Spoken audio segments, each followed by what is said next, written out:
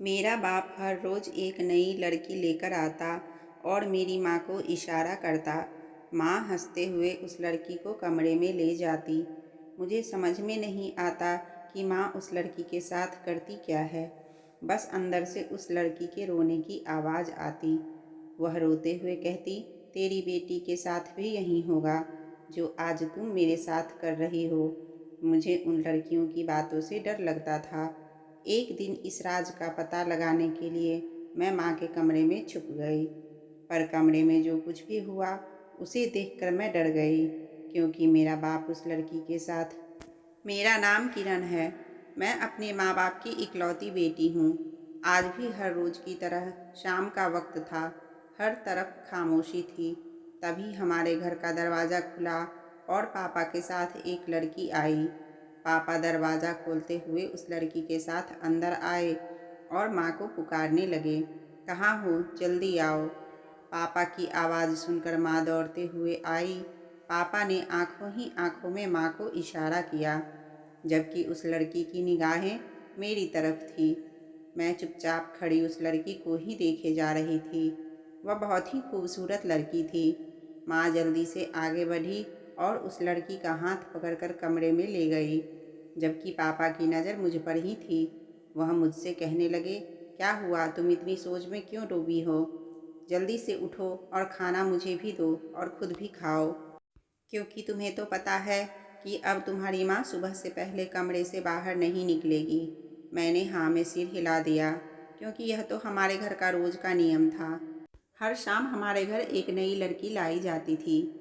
माँ ने कभी पापा से इस बात का ऐतराज़ नहीं किया था कि आप घर रोज़ नई नई लड़कियाँ क्यों लाते हो। शायद माँ पापा के बीच हर बात पहले से ही तय थी, जबकि उन्होंने बस मुझे ही अनजान रखा हुआ था। मैंने कई बार माँ से पूछा भी था कि माँ, पापा इतनी सुंदर सुंदर लड़कियाँ कहाँ से लाते हैं और वह क्या करते हैं। माँ मेरी बात सुनकर गुस्से से घूरते हुए कहती, तुम अपने काम से काम रखा करो, मेरी माँ बनने की ज़रूरत नहीं है। माँ का गुस्सा देखकर मेरा सवाल अंदर ही अंदर दबकर रह जाता। अपने घर के इन हालातों को देखकर मेरे अंदर सवाल तो बहुत थे, लेकिन मैं खामोश हो जाती थी, क्योंकि मेरे सवालों का किसी के पास कोई जवाब नहीं था। मैंने उठकर पापा को खाना दिया और खुद भी बैठकर खाने लगी। खाना खाने के बाद बर्तन धोकर मैं सोने के लिए अपने कमरे में चली गई। हमारे घर के सभी लोग बहुत पहले ही सो जाते थे और सुबह जल्दी उठते। मैंने देखा पापा बाहर बरामदे में ही सो गए थे, लेकिन मुझे नींद नहीं आ रही थी। मेरी आंखों से नींद कोसों दूर थी, क्योंकि मेरी आंखों के सामने बार बार उस लड़की का चेहरा घूम रहा था, जैसे वह मुझसे कुछ कहना चाहती हो, कोई बात हो जो मुझे बताना चाहती हो। मैं बहुत देर तक बिस्तर पर करवट बदलती रही, फिर मजबूर होकर उठकर बैठ गई और खिड़की से बाहर की तरफ देखी तो पापा बेखबर सो रहे थे। मैं दबे पांव कमरे से बाहर निकली। मेरे कदम माँ के कमरे की तरफ बढ़ने लगे। आज से पहले तो मुझ में कभी हिम्मत नहीं आई थी कि मैं रात को माँ के कमरे में जाऊं, पर आज ना जाने मेरा खुद पर कोई कंट्रोल क्यों नहीं था। मैं दरवाजे के पास जाकर खड़ी हो गई और दरवाज़ा खोलने की कोशिश करने लगी, मगर यह देखकर हैरत हुई कि दरवाजे को तो अंदर से लॉक किया गया था। मैं हक्का बक्का सी खड़ी थी। तभी मेरे कानों में उस लड़की की आवाज़ गूंजने लगी। वह रो रही थी, सिसक रही थी, फिर कहने लगी, देख लेना, तुम्हारी बेटी के साथ भी यही होगा जो तुम मेरे साथ कर रही हो। यह मत सोचना कि इसकी तुम्हें माफ़ी मिल जाएगी। तुम पर भी यही वक्त आएगा जब तुम्हारी आंखों के सामने तुम्हारी बेटी के साथ यह सब कुछ होगा, मगर तुम चाहकर भी रोक नहीं पाओगी। तभी मेरी माँ की तेज आवाज़ मेरे कानों में गूंजी। वह कहने लगी, बकवास बंद करो और चुपचाप अपना काम करो। उस लड़की की सिसकियों की आवाज़ फिर से दोबारा आई। मैं तो डर गई और कांपने लगी। मुझ में खड़े होने की हिम्मत नहीं थी, इसलिए मैं जल्दी से अपने कमरे में चली आई और अपना सर पकड़कर बैठ गई। मेरी आंखों से आंसू बहते जा रहे थे। पापा पिछले कई महीनों से जवान लड़कियों को घर लाया करते थे। क्या आने वाली हर लड़की मुझे इसी तरह बद्दुआ देती होगी और यूं ही मेरी माँ के सामने वह लड़कियाँ गिड़गिड़ाती होगी। मगर मेरी माँ उन लड़कियों के साथ ऐसा क्या करती थी कि लड़कियाँ रोने लगती थी और फिर मुझे बद्दुआ देने पर मजबूर हो जाती थी। इस सवाल ने मेरे सर में दर्द कर दिया था। नींद मेरी आंखों से कोसों दूर थी। यूं ही बैठे बैठे सुबह हो गई और माँ कमरे से बाहर आ गई थी। पीछे से लड़की भी थी जिसे पापा कल रात को लाए थे। उसकी हालत बहुत ख़राब लग रही थी, पहले जैसी नहीं थी। मैंने देखा उसकी टांगें कँपकपा रही थी। वह बार बार अपनी टांगों पर हाथ रखते हुए लंगड़ाते चल रही थी। माँ ने झकझोरकर पापा को उठाया और कहने लगी, ले जाओ इस लड़की को यहाँ से जहाँ से लाए थे, मेरा काम हो गया है। पापा आंखें मलते हुए उठे। फिर उन्होंने लड़की को पीछे आने का इशारा किया। वह लड़की चुपचाप उनके पीछे चली गई। उन दोनों के जाने के बाद माँ मेरे कमरे की तरफ बढ़ने लगी। मैं जल्दी से अपने बिस्तर पर लेट गई और सोने का नाटक करने लगी। माँ मुझे आवाज़ देते हुए कहने लगी, किरण, मुझे तो लगता है कि तुम घोड़े बेचकर सो रही हो। जल्दी से उठो, सुबह हो गई है। मैं आंखें मलते मलते उठकर बैठ गई। माँ के चेहरे पर मुझे जरा भी थकावट नज़र नहीं आई थी। उन्हें देखकर ऐसा लग रहा था कि जैसे वह बहुत सुकून महसूस कर रही हो। माँ मुझे जगाकर कमरे से बाहर जाने लगी तो मैंने उनका हाथ पकड़ते हुए उन्हें रोक लिया था और कहने लगी, माँ मेरे पास बैठ जाइए। माँ ने मुझे बड़े गौर से देखा और फिर बैठते हुए कहने लगी, क्या बात है, तुम्हारी तबीयत तो ठीक है ना?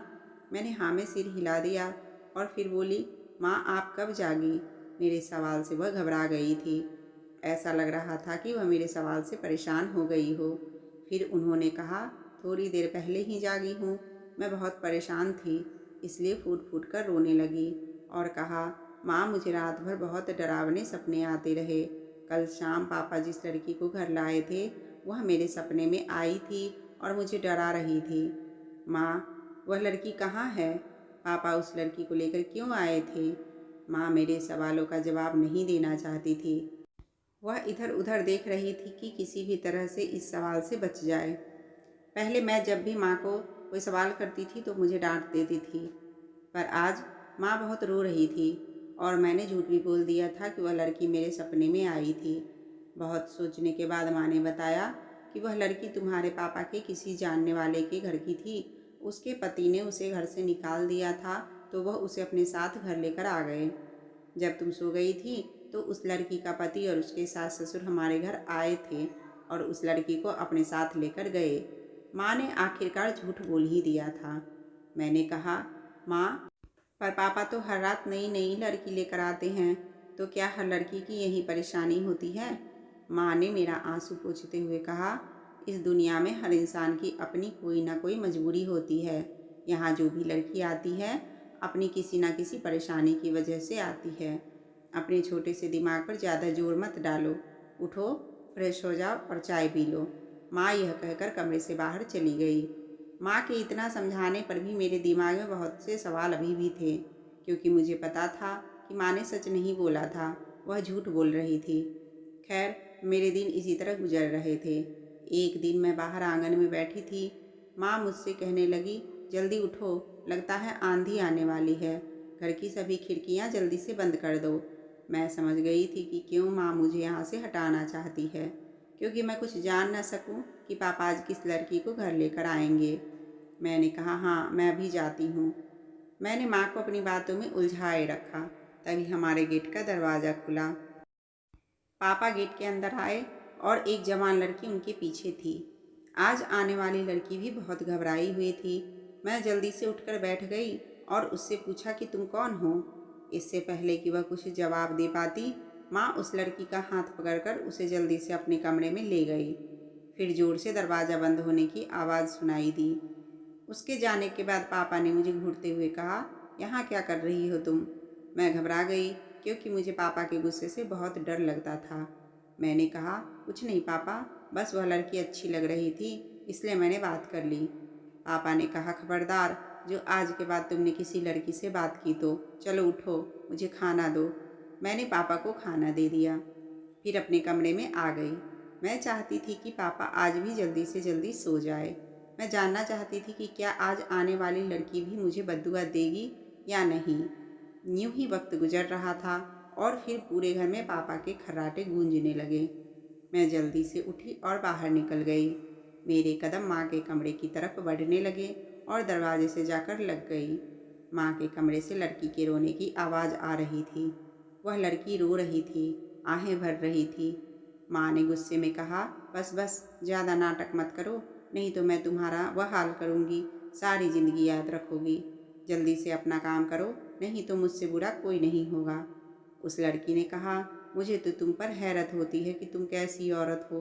तुम्हारी खुद की बेटी भी जवान है, अगर कल को कोई औरत उसके साथ यही सब करेगी तो तुम क्या कर लोगी? एक बात याद रखना, आज जो तुम मेरे साथ कर रही हो कल को तुम्हारी बेटी के सामने जरूर आएगा। उसकी बात सुनकर मैं थर थर काँपने लगी। मेरा खुद पर कोई काबू नहीं था। मैं चाहती थी कि दरवाज़ा खटखटाकर उस लड़की की मदद करूं। फिर तभी पापा के खर्राटे थम गए थे और जल्दी से मैं भागकर अपने कमरे में आ गई। आज मुझे यह बात समझ में आ गई थी कि हमारे घर कुछ ऐसा हो रहा था जो गलत था, मगर वह क्या था उसका जवाब फ़िलहाल मेरे पास नहीं था। फिर मैंने यह फैसला किया, जो कुछ भी मेरे घर हो रहा है उसका पता तो मैं लगा कर ही रहूँगी। पहले तो मैंने बड़ी बेफिक्री से ज़िंदगी गुजारी थी, पर अब मैं चौकन्ना हो गई थी। अब मैं अपने घर के छोटे मोटे मसलों पर बड़ी गहरी निगाहें रखा करती थी कि कौन आता है और कौन जाता है। मेरी माँ की एक सहेली थी मेरी माँ की एक सहेली थी, शुभा आंटी, जो पड़ोस में रहती थी और अक्सर ही हमारे घर आया करती थी। वह जब भी हमारे घर आती, माँ उन्हें अपने कमरे में ले जाती और फिर दोनों सहेलियाँ न जाने घंटों आपस में क्या क्या बातें करती रहती थी कि उन्हें दुनिया की कोई खबर ही नहीं रहती थी। मुझे इस बात का पूरा यकीन था कि माँ के इस राज से सुबह आंटी जरूर वाकिफ होंगी। मुझे इस बात का भी अंदाज़ा था कि वह माँ के इस राज से हरगिज पर्दा नहीं उठाएगी। हमेशा से आंटी मुझसे अच्छे से बात करती थी। उन्हें कोई भी ड्रेस खरीदना या सिलवाना होता तो नए फैशन के बारे में मुझसे पूछती रहती थी। कहती थी, तुम आज के ज़माने की लड़की हो, तुम्हें नए फैशन के बारे में ज़्यादा पता होगा। एक दिन वह मेरे घर आई तो मेरे बारे में पूछने लगी। मैं जानबूझकर उनसे नज़र बचाकर छत पर चली गई। छत पर जाने का मेरा एक ही मकसद था कि मैं उनसे अकेले में बात कर सकूं, क्योंकि माँ के सामने इस बारे में बात करना तो नामुमकिन था। थोड़ी देर बाद माँ की आवाज़ आई, किरण तुम कहाँ हो? देखो तो आंटी तुमसे मिलना चाहती है। मैंने माँ से कहा, माँ मैं छत पर हूँ, बहुत अच्छी हवा चल रही है। आंटी से बोल दीजिए वो छत पर ही आ जाए, नीचे बहुत गर्मी हो रही है। मेरे कहने पर माँ ने आंटी को छत पर भेज दिया। आंटी मुझसे पूछने लगी कि आजकल के फैशन में कौन सा सूट है, मुझे बताओ, मुझे कपड़े सिलवाने हैं। मैंने उनसे कहा कि आज की फैशन में तो पैंट सलवार बहुत ट्रेंड में है। पापा जिस लड़की को कल घर लेकर आए थे वह सूट के साथ पैंट सलवार पहनी थी, उसके ऊपर बहुत अच्छे जच रहे थे। मेरी बात सुनकर सुबह आंटी ने हैरानी से पूछा, क्या कल तुम्हारे घर कोई मेहमान आया था? तुम किस लड़की की बात कर रही हो? तुम्हारी माँ ने तो एक बार भी जिक्र नहीं किया इस बारे में। मुझे लगा कि आंटी मुझसे छुपा रही हैं। मैंने कहा, नहीं, ऐसा कोई मेहमान नहीं आया था, बस वहीं हर रोज़ आने वाली लड़कियाँ। पापा हर रोज़ कोई ना कोई नई लड़की लेकर आते हैं और माँ उन्हें कमरे में ले जाती हैं। कमरे में जाने के बाद वह लड़कियाँ रात कमरे में बिताती है और सुबह होने से पहले ही वह चली जाती है। आंटी के चेहरे की तो हवाइयाँ उड़ गई थी। वह कहने लगी, मेरे अलावा भी तुम्हारी माँ की कोई सहेली है क्या? मैं चाहती थी कि मैं ऐसी बात करूं कि आंटी सारी हकीकत मुझे बता दें। मैंने कहा, मुझे नहीं पता यह माँ की सहेली है या फिर कोई और। अगर वह माँ की सहेली होती तो उनके कमरे में जाते ही रोने क्यों लग जाती और मुझे बद्दुआ क्यों देती? आंटी अपने कपड़े के बारे में पूछना भूल चुकी थी। वह मुझसे कहने लगी, किरण तुम क्या कह रही हो? वह कौन कौन सी बद्दुआ, कौन सी बातें बता रही हो? मेरा तो बरसों से तुम लोगों के घर आना जाना है, फिर मुझे इन सब बातों का पता क्यों नहीं चला? आंटी बहुत ज़्यादा परेशान हो गई थी। आंटी की बातों से मुझे इस बात का अंदाज़ा हो गया था कि शायद वह कुछ नहीं जानती है और वह मेरे सामने झूठ भी नहीं बोल रही है। मैंने कहा, आंटी, अगर माँ ने आपको इस बारे में नहीं बताया तो जाहिर सी बात है कि वो बहुत अंदर की बात होगी, और अगर आप माँ से इस बारे में पूछोगी तो उनका शक मुझ पर ही आएगा, इसलिए आप उनसे कुछ भी मत पूछना। आंटी ने सहमति से अपना सर हिला दिया और मेरा हाथ पकड़ते हुए बोली, तुम्हें क्या अंदाज़ा है कि तुम्हारी माँ के कमरे में क्या होता है? मैंने कहा, नहीं आंटी, पर सच कहूँ तो यह बात मैंने आपको इसलिए बताई हूँ कि शायद आपको इस बारे में कुछ पता हो। मुझे उन लड़कियों के रोने की आवाज़ बहुत परेशान करती है। अब आप ही मुझे बताइए कि मैं उनकी मदद कैसे करूं। आंटी मुझे तसल्ली देते हुए कहने लगी, फिक्र ना करो, हम दोनों मिलकर इस मसले का कोई ना कोई हल निकाल कर ही रहेंगे। मैं कुछ ऐसा करूंगी कि तुम्हारी माँ सच्चाई बताने के लिए बेबस हो जाएगी। फिर मैं वह सारी बात तुम्हें बता दूंगी। मैंने सहमति में सिर हिला दिया। सुबह आंटी बहुत ही अच्छी औरत थी। मैंने उनकी जिम्मे वह काम लगा दिया तो मुझे बहुत तसल्ली मिली। अभी भी माँ और पापा की वही रूटीन जारी थी। पापा हर रोज़ नई नई लड़कियाँ लेकर आते और माँ उन लड़कियों को अपने कमरे में लेकर जाती थी। आंटी 2 दिन बाद हमारे घर आई थी, तब मैं अपने कमरे में लेटी हुई थी। फिर पढ़ाई छोड़कर खिड़की के पास आकर खड़ी हो गई। आंटी ने माँ से पूछा कि कल रात तुम्हारे पति के साथ तुम्हारे घर कौन सी लड़की आई थी।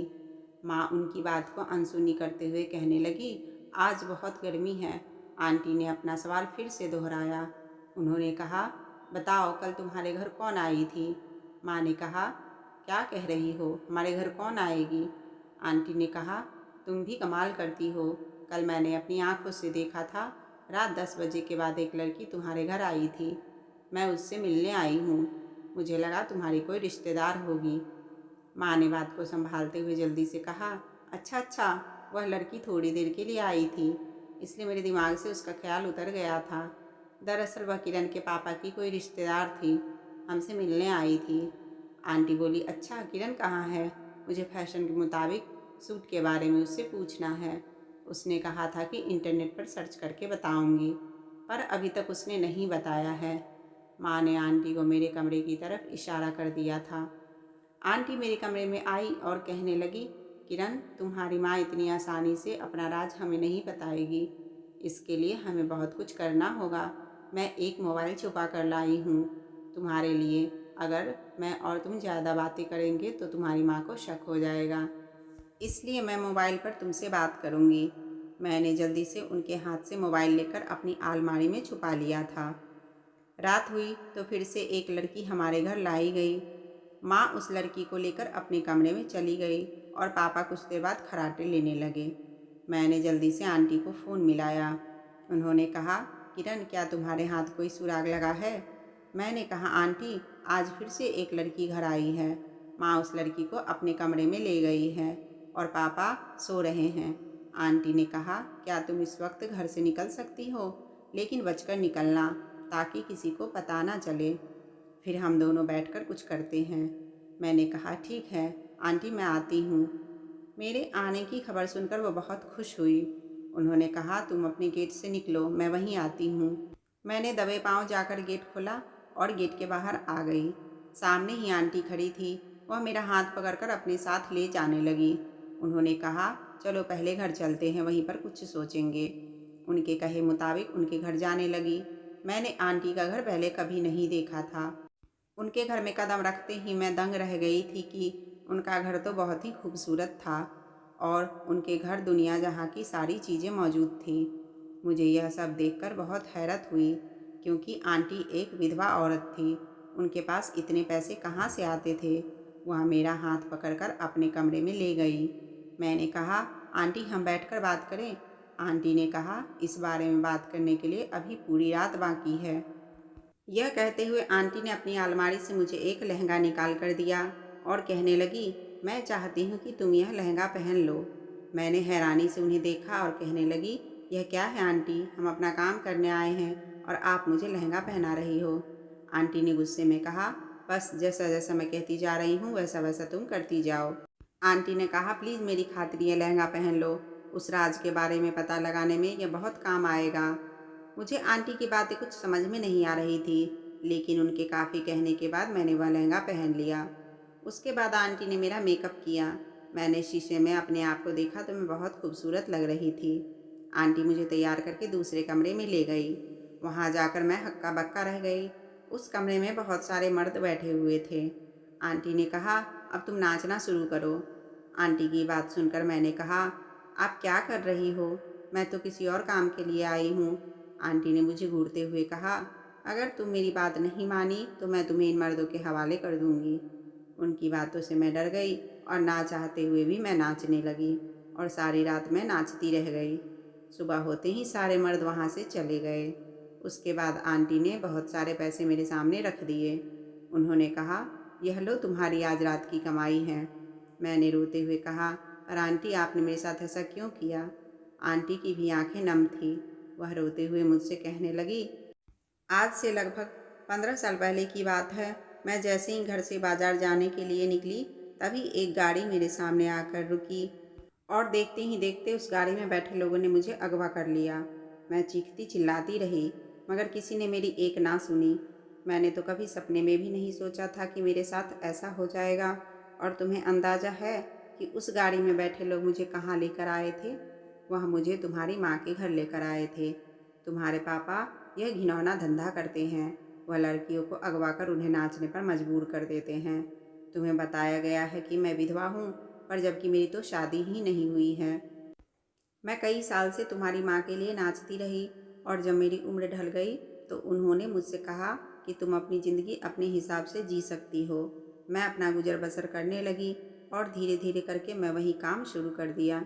जब मेरे पास पैसे आ गए तो मैंने एक अच्छा सा घर बनाया, पर मैं किसी लड़की की मजबूरी का फ़ायदा उठाकर उनसे यह काम नहीं करवाती हूँ, बल्कि लड़कियाँ खुद मेरे पास आती हैं। जबकि तुम्हारे माँ पापा आज भी मासूम लड़कियों को अगवा करके उनसे यह धंधा करवाते हैं। पर मुझे इस बात का थोड़ा भी अंदाज़ा नहीं था कि तुम्हारी माँ आज भी यह सब करती है। मुझे लगा तुम्हारे बड़े होने के बाद उन लोगों ने यह काम छोड़ दिया है, पर जब तुमने उस दिन बताया तो मैं समझ गई थी कि तुम्हारी माँ उन लड़कियों के साथ क्या क्या करती है, और वह अभी भी अपने काम छोड़ी नहीं है। आंटी की बात सुनकर मैं सदमे में आ गई थी। मैं सोचने लगी कि क्या मेरी माँ इतना गलत काम करती है। सुबह हुई तो मेरे माँ पापा को मैं घर में नहीं मिली, तो माँ मुझे ढूंढते हुए घबराकर आंटी के घर आई और कहने लगी, तुम्हें पता है कि मेरी बेटी कहाँ गई है? तुम दोनों तो आपस में बहुत सारी बातें करते थे।